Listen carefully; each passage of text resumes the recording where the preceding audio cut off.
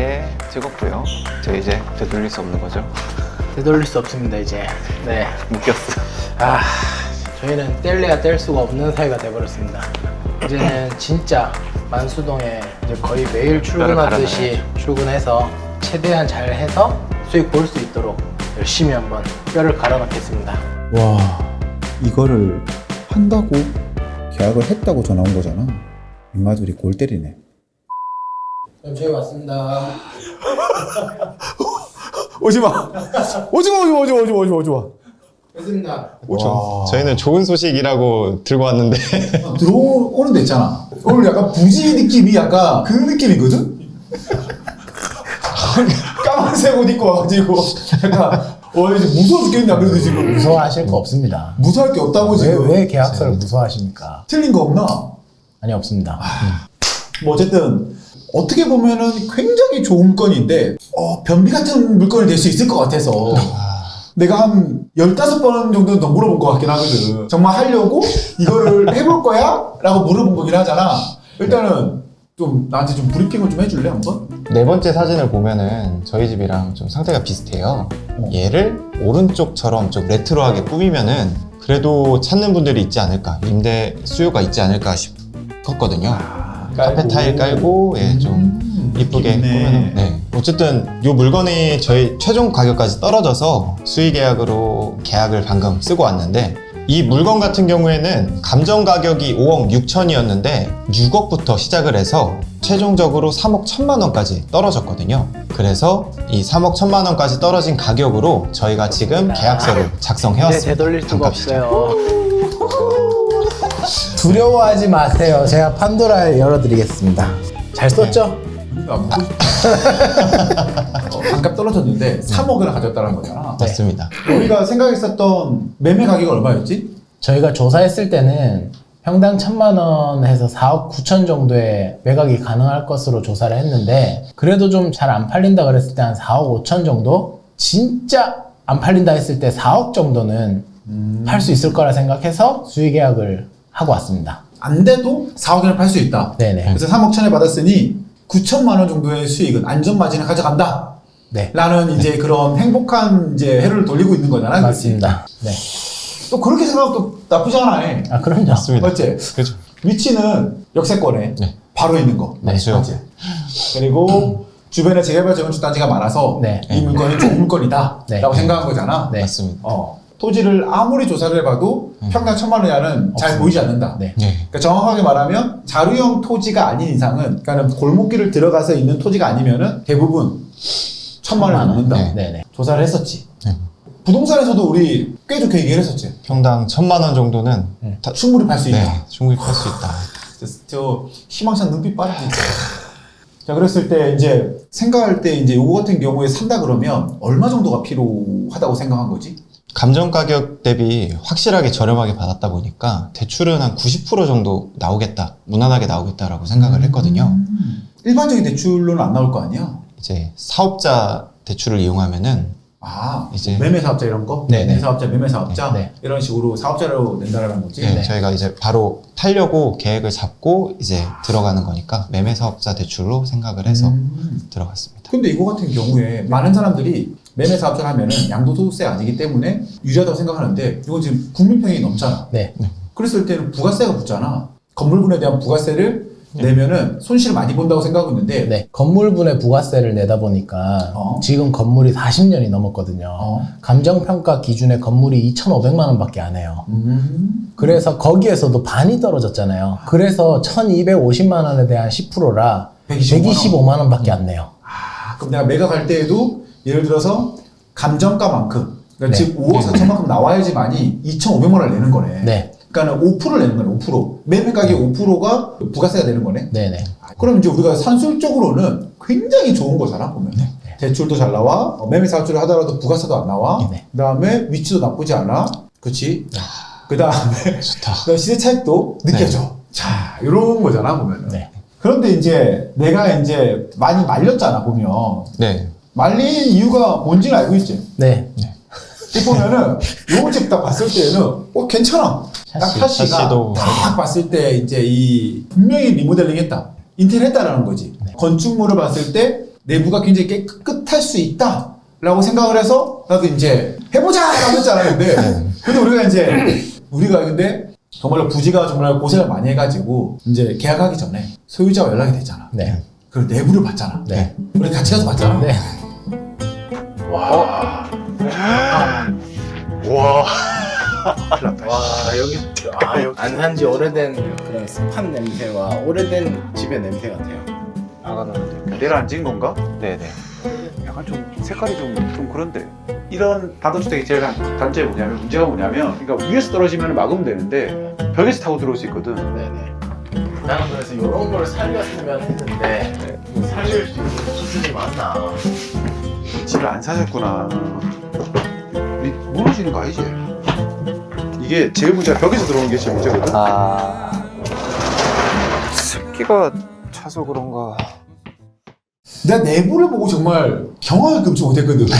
이제 이렇게 됐잖아. 아니, 물론 이제 이사 가신 분이기 때문에 이제 짐을 놔두는 건 전혀 문제가 안 돼. 네. 짐이야 뭐 치우면 되니까. 네. 문제가 있니? 라고 했는데 이 주방만 봐도 알 수 있잖아. 네. 손대지 않았다. 이거는 20년 돼 보이지 않아 보면은 네네. 자 이거를 어떻게 꾸미려고 하는 게고. 리모델링 같은 경우에는 최소한으로 할 예정입니다. 있는 느낌을 좀 살려서 레트로하게 가져가고 싶거든요. 이 집을 이렇게 꾸밀 거란 말이잖아 보면. 네, 맞습니다. 이렇게 하면 좋겠다. 네, 컨셉은 대략적으로 이런 식으로. 아니 중요한 거는 나는 같이 안 할 수도 있어. 네. 네. 정확히 얘기할 거야. 네. 자 레트로하게 해서 뭐 할 건데? 그걸 왜 레트로하게 꾸미는 거야? 이거를 모던하게 하면은 다 뜯어야 되는 거고, 그렇게 되면은 비용이 올라가고, 그러면은 좀 오래 가져가기가 투자금이 많이 들어가서 부담스러우니까 결국 레트로하게 꾸며 놓고 에어비앤비 같은 임대 사업을 주려고 했거든요. 와, 왜 꾸미니 가능해? 네, 외도민은 서울 같은 경우에는 30년 넘은 주택은 외도민 허가가 안 나오는데 인천에 전화를 해보니까 이 지역 같은 경우에는 30년이 넘어도 가능하고 주택 면적도 230제곱 이하면은 가능한데 230제곱이 안 넘어서 허가 조건이 다 충족이 됐었습니다. 자 일단은 한번 정리하자. 네. 외도민 같은 경우에 지금 봤을 때 굉장히 불법이 많아. 네. 근데 합법으로 된다는 것은 장점이기도 하지. 네. 나 같은 경우에도 외도민도 많이 알아보고 그다음에 어떤 사업을 해야 될지에 대해서 고민을 많이 해보긴 했거든. 물론 이거를 꼭 같이 한다고 얘기는 아니야.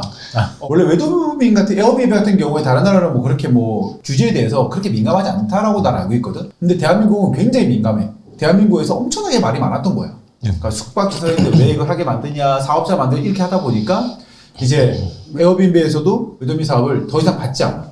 그전에는 등록하면 누구나 해줬었는데 네. 지금은 신규 호스텔을 받지 않아. 그래서 올해 10월 달부터는 신규 호스텔을 받지 않는다라고 공약을 펼쳤어. 불법적인 에어비앤비는 다 막을 거다. 그러니까 기존에 있던 사람들은 1년 동안 내가 봐줄 건데 네. 너희 빨리 외도민 사업자를 내라고 한 거거든. 근데 대부분은 다 안 될 거야. 그렇다 보면은 합법적인 외도민 사업을 할 수 있는 곳은 그렇게 많지 않거든 보면. 근데 지금 보면은 합법적으로 가능하다는 거잖아. 네. 그 외도민 하기 위해서는 굉장히 까다롭거든. 그러니까 원래는 이제 뭐 빌라에 산다 그러면 소유자 동의도 있어야 되고 주변 빌라에 사시는 분들의 과반 이상의 동의도 필요한 거고 불법 건축은 안 해도 되고 약간 이런 여러 가지가 있거든.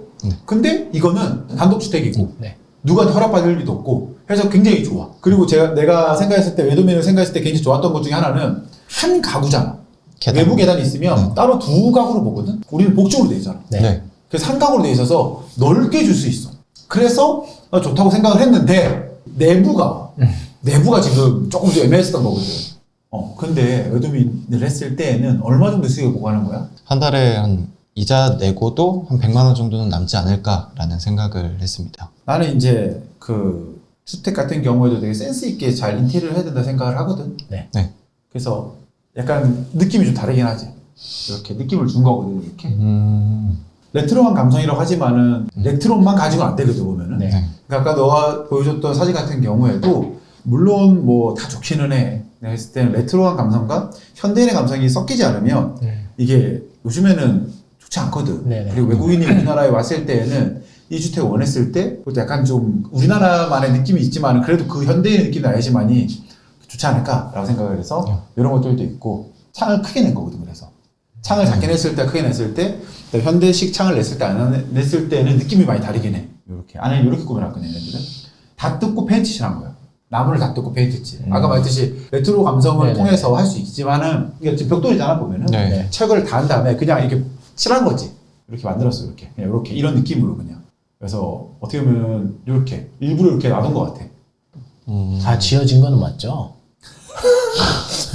뭐 물론 뭐 이렇게 하자 저렇게 하자라는 것보다는 비용이 얼마 들 수 있을지 모르겠지만 우리가 최대한 많이 봐야 되거든 보면은 네. 많이 봐야 되는 거고 상업용으로 꾸민다 그러면 요거 같은 경우에 우리가 비슷한 느낌이지 보면은 이거 네. 어떻게 꾸몄을 것 같아? 1층 커피숍? 카페?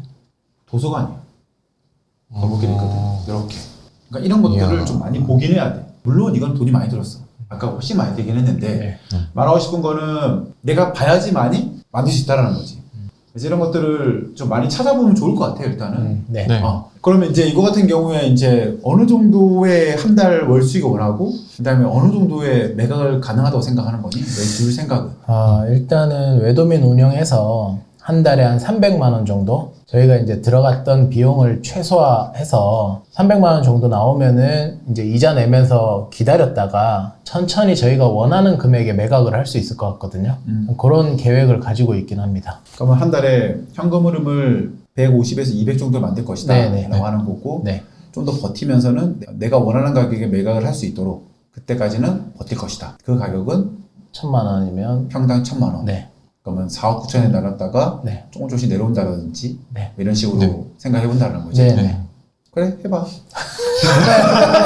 우리 여기서 두 사람이 꼭 우리 생각해야 될 게 우리 목표를 잡을 게 있어. 우리가 지금 매입가가 3억 1,000만 원이잖아. 네. 네.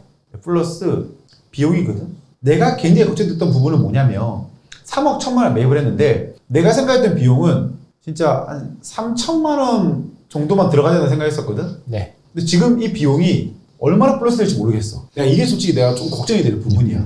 왜냐면 이게 비용이 막 7천만 원 나오고 하잖아.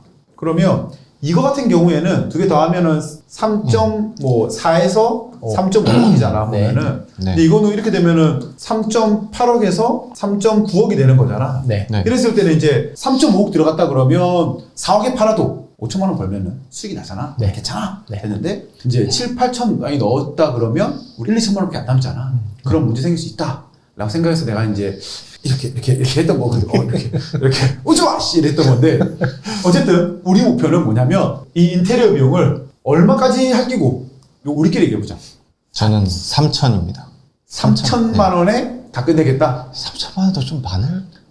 여유로울 것 같은데. 저는 4천만 원. 4천만 원. 네. 그러면 우리 인테리어 비용은 최대 3에서 4. 3,500만 원 하자. 네. 요걸로 끝내는 걸 목표 나랬지. 네. 네. 최대한 빨리 명도를 해서 네. 빠르게 세팅을 한 다음 네. 매각을 하는 걸 목표로 하자. 네. 네. 그러니까 네. 어떻게 해서든 간에 3,500만 원에 끊길 바라네. 네. 네. 알겠습니다. 제군들. 네. 알겠다. 네. 그래서 어쨌든 오늘 계약하고 오느라고 너무 수고했고 네. 수의계약이라는 또 새로운 또 분야에 또 들어가는 거니까 네. 어떻게 보면 남들이 아무도 관심 없는 물건을 버려진 물건이잖아. 네. 버려진 물건을 전화해가지고 가져오겠습니다 라고 하는 거고 이거 가지고 수익을 낸다 그러면 정말 좋은 수익사례가 될 것 같으니까 네. 한번 잘 만들어 가보면 좋을 것 같아. 그럼 중간중간 우리 재미있는 얘기라든지 인테리어라든지 뭐 좋은 정보가 있다든지 아니면 뭐 우리 구독자분들께서 인테리어 하시는 분이 계셔서 같이 뭐 해보자라든지 뭐 조언해 줄 수 있는 분이 있을 수 있잖아 보면은 그런 분 있다 그러면 언제든지 연락 주십시오. 되게 중요하다 생각하거든. 누군가가 조언했던 사람, 먼저 갔던 사람이 알려주는 거는 되게 좋은 거니까 누가 연락 온다 그러면 언제든지 가서 뛰어가서 조언을 받고 와. 네. 알았지? 네. 어쨌든 어떤 일이든 간에 우리는 긍정적인 마음으로 잘 해결할 수 있다고 합니다. 네. 두 사람 화이팅! 화이팅! 파이팅! 솔직히 내부를 본 순간 전 자신이 없었습니다. 그런데 어제 제가 제일 처음 경매할 때부터 알고 지냈던 인테리어 사장님과 통화를 하게 되었어요. 동생 2명 있는데 이런 단독주택을 받았다. 하지 말라고 하는데 왜 하는지 모르겠다. 대체 답이 안 나온다. 셀프 인테리어? 아무나 하냐. 막 그렇게 하소연을 하는데 사장님이 씩 웃으시면서 한마디 하거든요. 사장님은 더 답이 없었어요. 담 넘어가고 차단기 내리고 몸싸움하고 경찰 부르고 유치권 깨러 다니고 그런 걸 보면서 자기는 정말 놀랐다고. 그거에 비해서 단독주택? 이건 양반인데요? 생각해보니 저는 좀 심했네요. 뭐 어쩌겠어요. 일단은 샀다고 하니 풀어봐야죠. 시간이 지나서 인테리어가 끝나고 매도가 되면은 여기서도 우리 떡튀순 한번 할까요? 올해 떡튀순 엄청 많이 먹겠는데요? 영상이 좋으셨다면 구독과 좋아요, 알림 설정 잊지 마십시오. 감사합니다.